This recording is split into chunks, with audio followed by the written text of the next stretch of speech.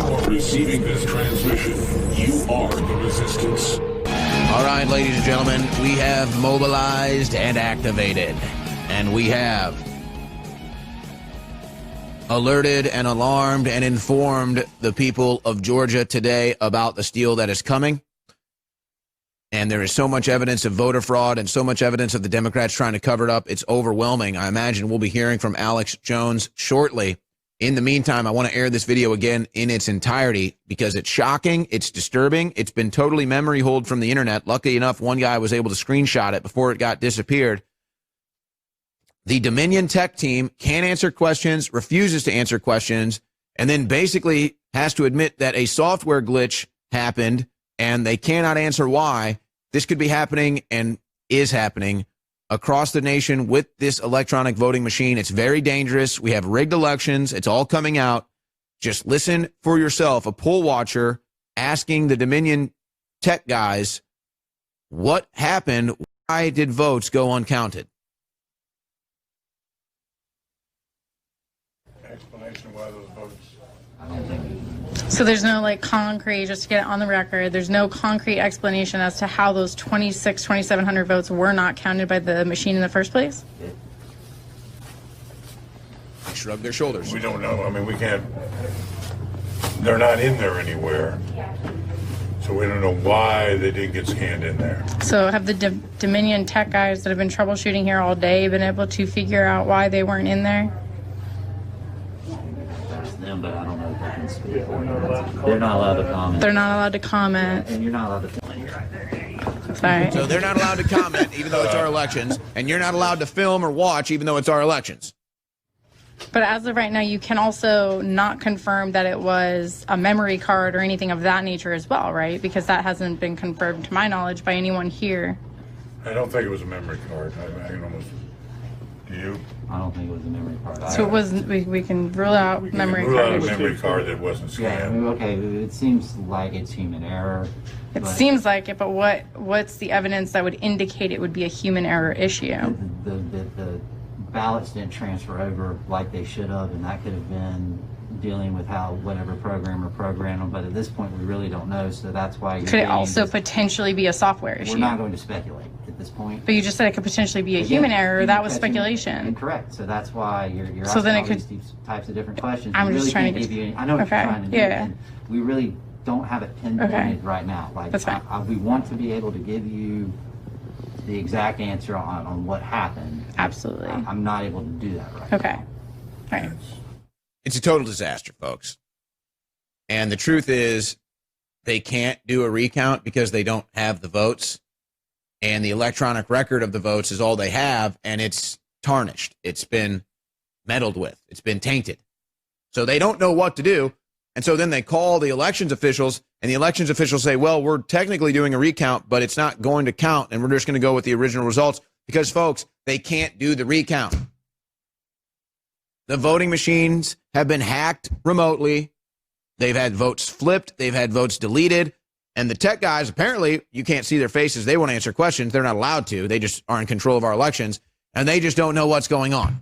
No, they know exactly what's going on. Somebody hacked the voting machines remotely in Georgia. Somebody hacked the voting machines remotely in Pennsylvania, in Wisconsin, in Michigan, everywhere. And the software guys go in there, the IT guys, knowingly or not, and they're like, oh, this is strange. Where are these votes? What happened to these votes? Oh, how come there's no record? And then but they know really what happened, but they don't want to be the ones to go on record and say it. Yikes. Yikes. This is so sick. Where's Joe Biden? Where are the Democrats? Oh, election integrity, election meddling, foreign interference. They send our election data through Germany, through Spain, with Microsoft, with Amazon, and then it comes back dirty so that they can select whatever candidate they want. It's a selection, and it's now been fully exposed. America's waking up. We're waiting to hear from Alex Jones. He has just left the state capital of Georgia there in Atlanta. Just so much coming in with the Democrat election theft. So much criminal behavior going unchecked. what America really needs more than ever before, and I don't know how this can be done more so than it already has, when you talk about the crimes of the Biden family, all on record. They even admit it in their own press conferences and the Council of Foreign Relations. We have their emails, videos, everything. So it's like, how do you get more of an exposure than that? How do you get more of an exposure when we know everything about Barack Obama and Spygate? Well, you have the president with a team of lawyers sit down, lay it all out in an hour, 2-hour-long press conference, and just immediately send in sheriffs or FBI or whoever you can get to arrest the criminals. And it's what this country needs. And if you're making the measurement on a political level, oh, we can't do that, the left is going to riot, they're going to riot anyway. What are you waiting for? They'll sputter out in a couple of weeks. It's a house of cards. It's a castle built on sand. That's what this country needs, because we have two polar opposite views of reality, and they've been coming after our leader, Donald Trump, for 4 years with all the investigations in the world and found nothing. Now it's time to go after their leaders, expose all their crimes, put them in jail, and give America the cleansing that it needs right now. And see, they take stuff like that and they turn it into a race thing, or they spin it off out of context, all these lies, because they know what it really means. It's the Bidens, it's the Obamas, it's Clapper, it's Comey, it's Brennan, it's Rice, it's the Clintons. Yes, it's the Bushes, it's the McCains. Yes, they are the traitors of America. They are the ones that have committed treason time and time and time again. And America must have this cleansing of our institutions and our government from the massive criminals that have been running it. And then you talk about the average liberal street thug. You know, it's one thing to, you've got someone in your family that's mentally ill, really not in a good place, and you feel bad. And, they're in a mental institution or something, or at the hospital, and you go visit them and you feel bad. And, maybe they're harnessed to their chair, or they've got a security guard, but you feel bad and you go visit them and you try to talk to them. That's one thing. That's not the situation we're in. The situation we're in is that you're in the mental institution and the asylumees are running it, and they've all got knives and they're looking at you. That's the situation we're in. They want control over our system, and they're a bunch of rabid mental lunatics that want to run the asylum. So their leaders must be exposed and arrested to take any wind out of their sails. Their mainstream news must be fully exposed for the frauds that they are. Again, how you can do that more than we already know is the challenge that Trump and his legal team face. Is the challenge that we face here at InfoWars. How can the mainstream news be more exposed as total frauds? Faking lies to get us into wars, running with those lies, faking lies about Russian collusion, faking lies about hate crimes, faking lies about Brett Kavanaugh, faking lies about Trump. All they do, fake, divide, lie, divide, deceive, divide. And then pretend they have the moral high ground, because that's the only thing that they can muster up to get any sort of confidence or genuine touch to their news when it's all fake. And now they're using COVID to put a mask on your face, a foreign substance in your veins, lock down your business, shut down your business, lock you down, imprison you, keep your kids from going to school. This is a sick death cult. But, Obama in his interview is saying,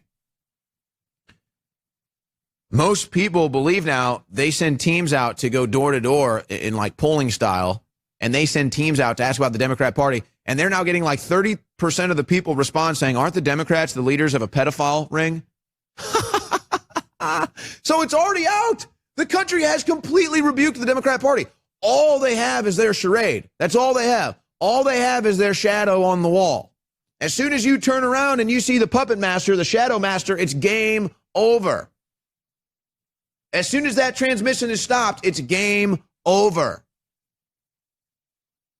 America knows about the treason of Barack Obama. America knows about the treason of Joe Biden.